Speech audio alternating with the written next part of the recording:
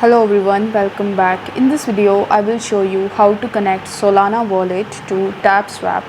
So in order to do this, you will have to come to TAPSWAP. Now once you are on this page, you need to tap on this boost option in the bottom.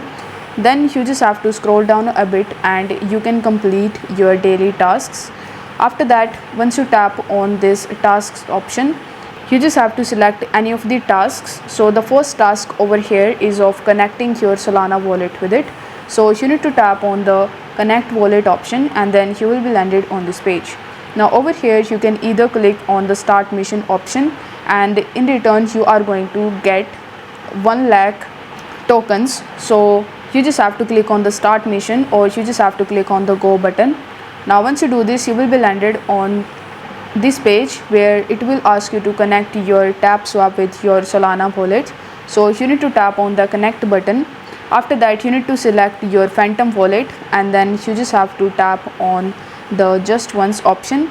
Then you need to tap on the Phantom wallet and then you will be redirecting your Phantom wallet account, where you just have to follow further on-screen instructions in order to successfully connect it with your Phantom wallet or with your Solana wallet.